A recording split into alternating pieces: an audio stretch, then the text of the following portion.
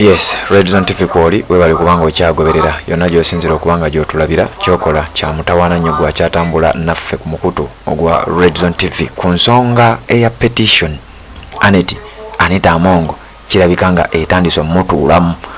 Emabegakaawo omubaka amanyiddwa nga Theodore Ssekikubo akiikirira abantu b'Erwemiyaga yatandika ye ne banne ensonga ya petition okupetitioning oba okusenshalinga motion eyo nga baagaleretebwe ku fulo ya parliament ng'abamu ku bantu abagenda okuba nga basenshalingibwa kuliko omubaka Mathias Mpuuga ono nga commissioner eyalemera mu kifo naye nga Mathias Mpuuga ono we yaddiza emisango yali akyali leader of opposition.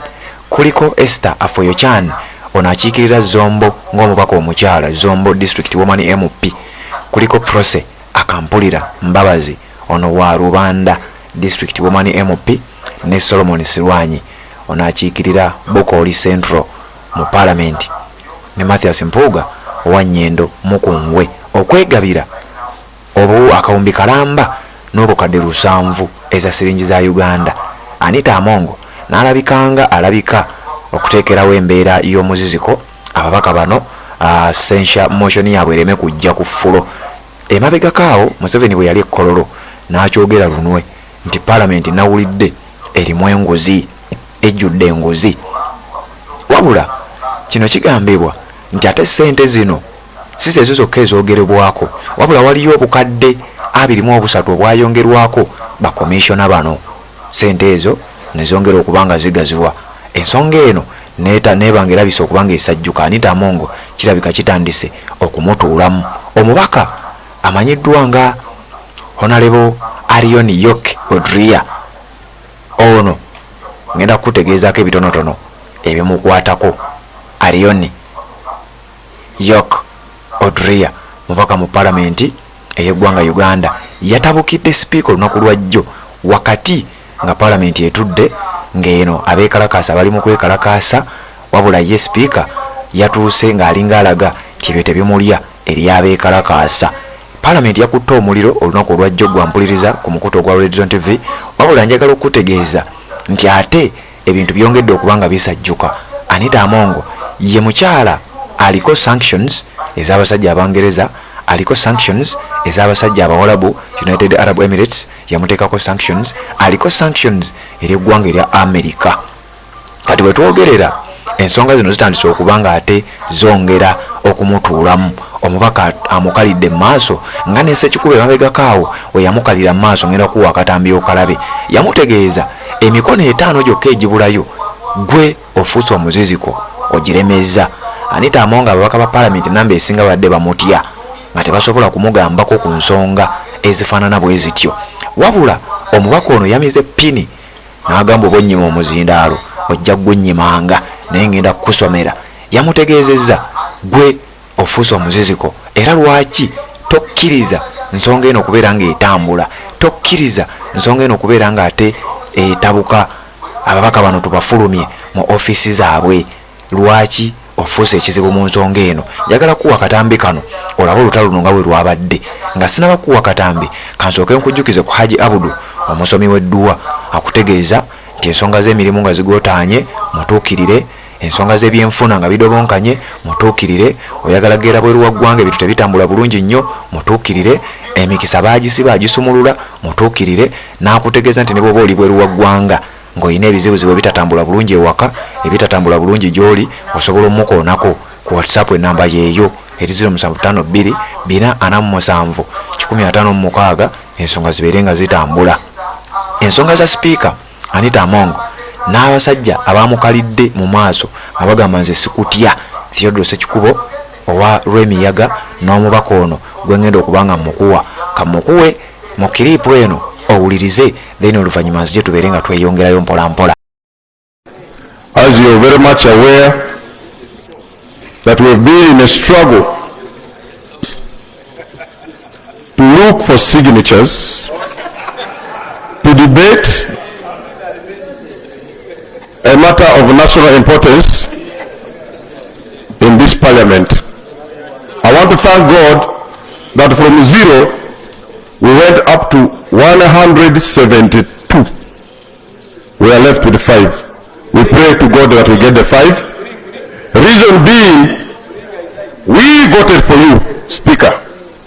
The Speaker and you, we voted for you to chair this House neutrally. Right now, Speaker, you have failed to defend this House.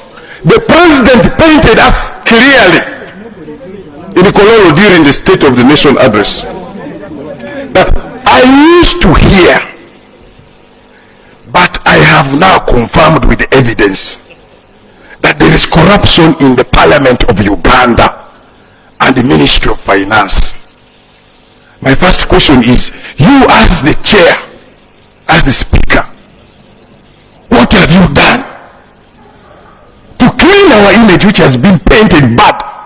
In the streets we are moving, they are calling us corrupt. On this same Parliament, we requested you yourself and Speaker Right Honorable Anita Among, that there is exhibition of Parliament going on issues of corruption. Give us space on the order paper to have this matter debated. It is 2 months down the road. The world is aware that there is corruption in this Parliament. We want this matter to be debated. Why are you running away from that debate? You are meant to be neutral, give space for all of us equally. Why are you making us suffer, running through this country looking for signatures to debate this matter of corruption in this Parliament? You need to come out clean. Right over. Redzone TV kwoli webale kubanga okyagoberera. Kakati omusajja oyo bamuyita Yok Alion akiikirira constituency bagiyita Aringa South constituency gyakiikirira mu Parliament. Wawula ataddewo embeera ey'obunkenke oluvannyuma lw'okubeera nti yeesimbye mu maaso ga Speaker ababaka abalala kyebadde batidde okukola n'amukaliramu. Kakati Madamu Speaker Right Honorable Anita Among Nalongo mukyala Magogo girabika nga gimuwunyidde, kubanga ateekwa okunnyonnyola, ateekwa okwegamba yavunaanyizibwa ku Parliament, naye ate Parliament jjukira n'okwekalakaasa okugenda mu maaso nakwo kumutuddemu. Omubaka oyo bamuyita Alioni yazaalibwa ng'ennaku z'omwezi 10 mwezi gwa 10 mwaka gwa 1982. Yasomera ku ssomero ly'eyita Mbuya Church of Uganda Primary School gye yamalira P7 n'ajoyininga essomero ly'eyita Katikamu Secondary School ew'obulenzi mwaka gwa 12 gye yamalira senior ey'okuna, then n'agenda ku East High School mu Kampala gye yatulira senior ey'omukaaga mwaka gwa 12. Yagenda e Makerere n'asoma degree mu Commerce, Bachelor's degree in Commerce eyabasinga obungi gye twayitanga BCom, Bachelor of Commerce. Yakolako nga consultant, era yakolako nga administrator, era yakolako nga managing director mu bitongole ebyenjawulo omuli n'ekitongole ekimanyiddwa nga Rock and Nob Limited n'ebitongole ebirala bingi nnyo, paka we yafuuka omubaka wa Parliament akiikirira constituency eyo gye Gambye. Kugambye akiikirira constituency bagiyita Aringa South mu Parliament. Afuukidde Anita Amongo ekizibu kati nno gwampuliriza ku mukutu ogwa Redzone TV oyo omubaka eyamize pini n'agamba nze saagala kumanya oba onnyima omuzindalo. Jjukira mu Parliament wabaddeyo emboozi nti bw'oyogera ekibi ku Speaker Anita Amongo oli layikira okubeera nga tojja kuweebwa muzindaalo. Kakati ono ye amwambalidde amugambye ekiba kibe tujja kuttunka. Redzone TV kwoli bali kubanga okyagoberera, kkiriza tuwuliziganye mu updates eziddako, tukyagenda mu maaso n'okubanga ate tukuweereza.